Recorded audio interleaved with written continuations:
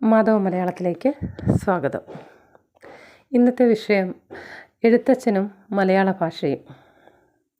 നമ്മുടെ ഭാഷയുടെ പിതാവായ എഴുത്തച്ഛൻ, പണ്ഡിതശ്രേഷ്ഠനായ എഴുത്തച്ഛനെക്കുറിച്ച് പറയുന്നതിന് മുന്നേ തന്നെ എഴുത്തച്ഛൻ്റെ ആവിർഭാവത്തിന് തൊട്ട് മുന്നേ ഉണ്ടായിരുന്ന നമ്മുടെ കേരള ചരിത്രം എങ്ങനെയായിരുന്നു എന്ന് നോക്കാം. 16-ാം ശതകത്തിൻ്റെ ഒരു പകുതിയോടുകൂടിയാണ് നമ്മുടെ കേരളീയ ഭാഷാ ചരിത്രത്തിലേക്ക് എഴുത്തച്ഛൻ്റെ ഉദയം.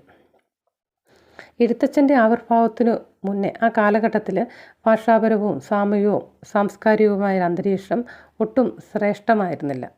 കാരണം ആ കാലഘട്ടത്തിൽ ഒരുപാട് നാട്ടുരാജാക്കന്മാരെ കൊണ്ട് നിറഞ്ഞതായിരുന്നു നമ്മുടെ കേരളം.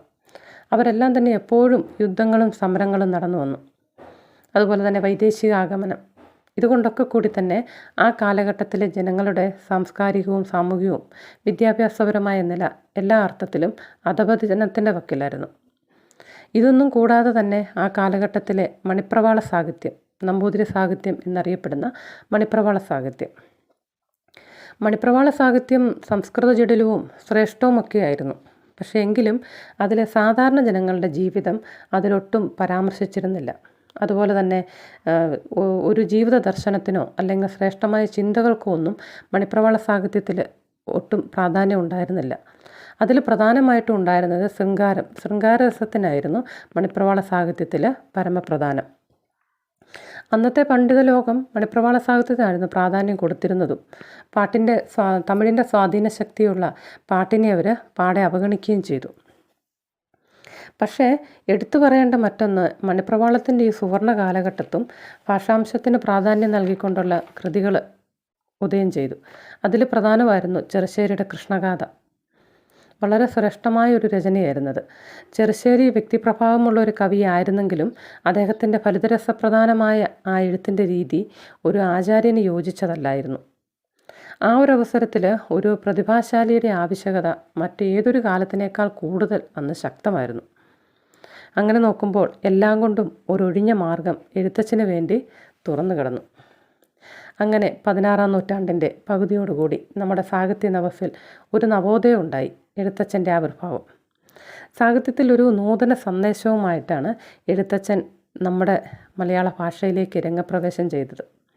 വടക്കൻ കേരളത്തിലെ മലപ്പുറം ജില്ലയിൽ ഇന്നത്തെ തിരൂരിലെ തുഞ്ചത്ത് എന്ന സ്ഥലത്താണ് പരമ്പരാഗത ഹിന്ദു കുടുംബത്തിലാണ് എഴുത്തച്ഛൻ ജനിച്ചത്. അദ്ദേഹത്തിൻ്റെ ജീവിതത്തെക്കുറിച്ച് നമുക്ക് വളരെ പരിമിതമായ അറിവുകളേ ഉള്ളൂ. പേര് പോലും വ്യക്തമല്ല.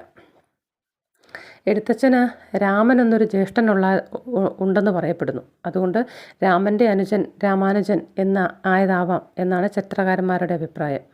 അതുപോലെ തന്നെ പ്രൊഫസർ നാരായണ പിഷാരടിയുടെയൊക്കെ അഭിപ്രായത്തിൽ ഹരിശ്രീ ഗണപതയെ നമ എന്ന് മണ്ണിൽ എഴുതിപ്പിക്കുന്ന രീതി എഴുത്തച്ഛൻ തുടങ്ങിയതാണ്.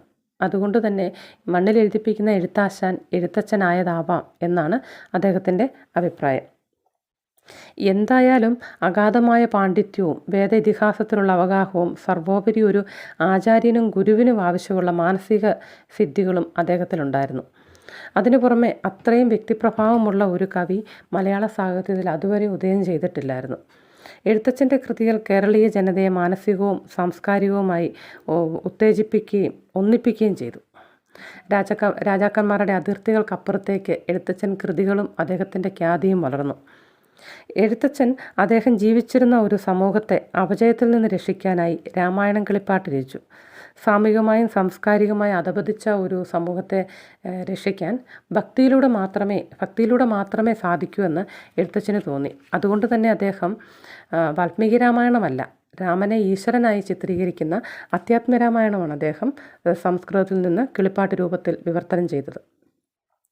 ആധ്യാത്മിക വിഷയങ്ങൾ പ്രതിപാദിക്കുവാൻ ശക്തമായ ഭാഷയും ശൈലിയും ആവശ്യമാണെന്ന് എഴുത്തച്ഛന് തോന്നി. അങ്ങനെ അദ്ദേഹം ഭക്തിരസപ്രധാനമായ പ്രമേയത്തിൻ്റെ കാര്യത്തിൽ പാട്ടുശാഖയെ അദ്ദേഹം പിന്തുടർന്നു. എന്നാൽ ഭാഷയുടെ കാര്യത്തിൽ സംസ്കൃതം കലർന്ന മണിപ്രവാളമാണ് അദ്ദേഹം സ്വീകരിച്ചത്. നാടൻ പാട്ടുകളും നാടോടി ഗാനങ്ങളും പെട്ടെന്ന് ജനമനസ്സുകളിൽ ആകർഷിക്കപ്പെടുമെന്ന് എഴുത്തച്ഛന് തോന്നി. അങ്ങനെ പാട്ട്, മണിപ്രവാളം, നാടോടിപ്പാട്ട് എന്നീ 3 സമ്പ്രദായങ്ങളും സമന്വയിപ്പിച്ചുകൊണ്ട് പുതിയൊരു കാവ്യഭാഷയ്ക്കാണ് എഴുത്തച്ഛൻ രൂപം കൊടുത്തത്. നാടൻ പാട്ടിലെ തെളിമയുള്ള പദങ്ങളും ശുദ്ധ മലയാള പദങ്ങളും ലളിത സംസ്കൃത പദങ്ങളും ചേർന്ന് ശക്തമായ ഒരു ഭാഷാരീതിക്ക് എഴുത്തച്ഛൻ ജന്മം കൊടുത്തു.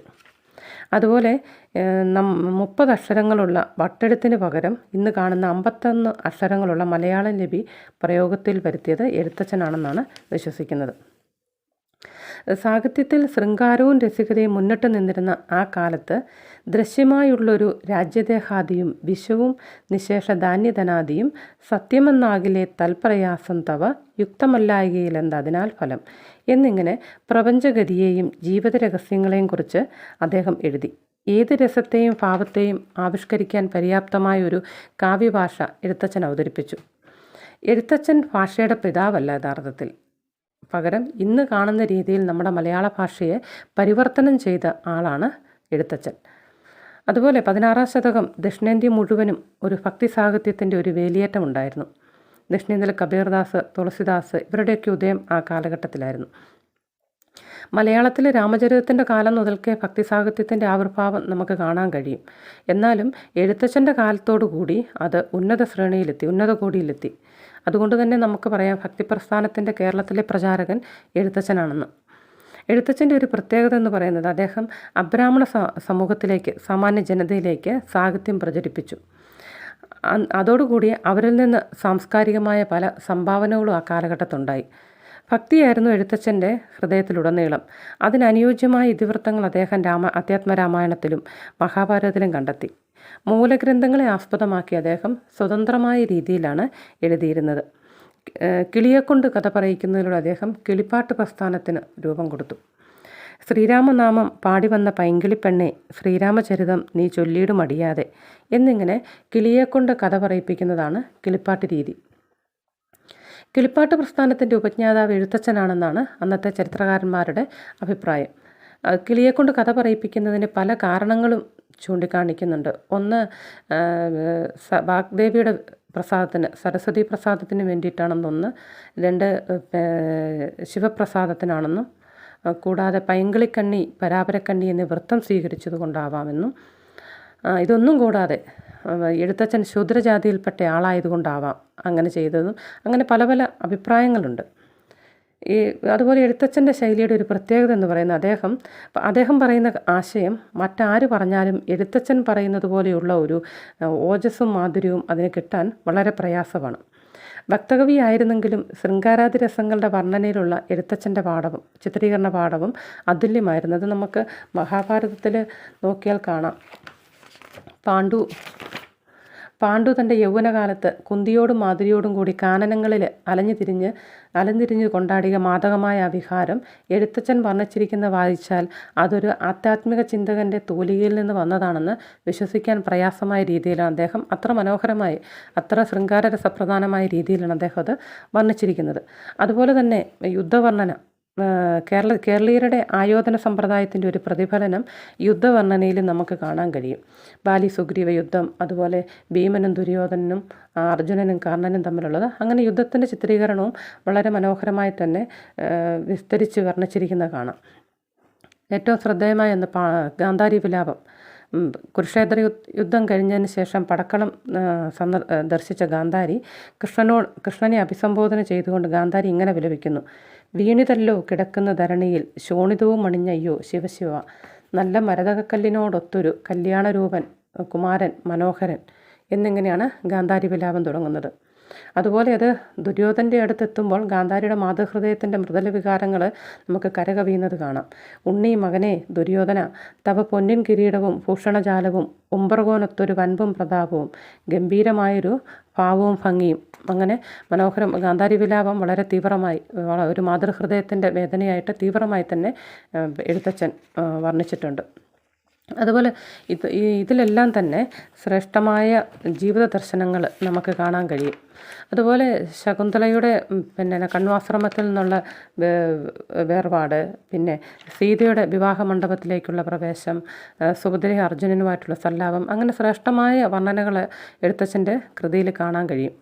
ഈ വർണ്ണനകളിലെല്ലാം തന്നെ മനുഷ്യ സ്വഭാവത്തിൻ്റെ വൈവിധ്യവും സസൂക്ഷ്മമായ അംശങ്ങളും നമുക്ക് കാണാൻ കഴിയും. അതുപോലെ ഒരുപാട് ശ്രേഷ്ഠമായ ചിന്തകൾ ഉണ്ട്. അതായത് ജന്തുക്കൾ ഭക്ഷിച്ച് കാഷ്ടിച്ചു പോകില്ല, വെന്തു വെണ്ണീറായി ചമഞ്ഞു പോയിടില്ല, മണ്ണിന് കീഴായി കൃമികളായി പോകില്ല, നന്നല്ല ദേഹം നിമിത്തം മഹാമോഹം എന്നിങ്ങനെ ശ്രേഷ്ഠമായ ചിന്തകളും എഴുത്തച്ഛൻ്റെ കൃതികളിൽ നമുക്ക് കാണാൻ കഴിയും. മലയാളത്തിൽ അതിനു മുമ്പ് ഒരു കവിയും ഇത്ര അനുഭൂതിരസത്തോടു കൂടി ആവിഷ്കാരം നടത്തിയിട്ടില്ലെന്ന് തന്നെ പറയാം. എഴുത്തച്ഛൻ പ്രധാനമായും മലയാള ഭാഷയ്ക്കും മലയാള സാഹിത്യത്തിനും 2 കാര്യങ്ങളാണ് ചെയ്തത്. ഒന്ന്, സാംസ്കാരികമായി അധപതിച്ചു കിടന്ന ഒരു സമൂഹത്തിൽ ധാർമ്മികമായ ഉദ്ബോധനത്തിലൂടെ ഒരു ആധ്യാത്മിക സംസ്കാരം അദ്ദേഹം വളർത്തിയെടുത്തു. കൂടാതെ ശക്തവും മനോഹരമായൊരു ഭാഷ അദ്ദേഹം രൂപപ്പെടുത്തി. എഴുത്തച്ഛൻ്റെ ശൈലികളും പ്രയോഗങ്ങളും പൊതുജീവിതത്തിൽ ധാരാളമായി പ്രചരിച്ചും കാണുന്നുണ്ട്. എഴുത്തച്ഛൻ്റെ കവിത കേരളത്തിലെ സാമൂഹ്യ രംഗത്തുണ്ടാക്കിയ സാംസ്കാരിക പരിവർത്തനം ആർക്കും വിസ്മരിക്കാൻ സാധ്യമല്ല. മലയാളത്തിൽ പുരാതനനെന്നോ ആധുനികനെന്നോ ആയ മറ്റൊരു കവിയുടെയും കൃതികൾക്ക് എഴുത്തച്ഛൻ്റെ കൃതികൾക്കുള്ളിടത്തോളം പ്രചാരം സിദ്ധിച്ചതായിട്ട് നമുക്കറിവില്ല. വീടൊന്നുക്ക് ഒരു പുസ്തകമെന്ന നില എഴുത്തച്ഛൻ്റെ ഗ്രന്ഥങ്ങൾക്കല്ലാതെ വേറൊന്നിനുമില്ല. അത്ഭുതകരമായ ഈ പ്രചാരം എഴുത്തച്ഛൻ കേരള സംസ്കാരത്തിൻ്റെ അല്ലെങ്കിൽ നമ്മുടെ മലയാള ഭാഷയുടെ ഏറ്റവും വലിയ പ്രവാചകനാണെന്നുള്ളതിൻ്റെ തെളിവാണ്. നമ്മുടെ മലയാള ഭാഷയെ ഇന്ന് കാണുന്ന രീതിയിൽ പരിവർത്തനം ചെയ്തത് എഴുത്തച്ഛനിലൂടെയാണ്. അതുകൊണ്ടാണ് നമ്മൾ എഴുത്തച്ഛനെ മലയാള ഭാഷയുടെ പിതാവ് എന്ന് നമ്മൾ വിളിക്കുന്നത്.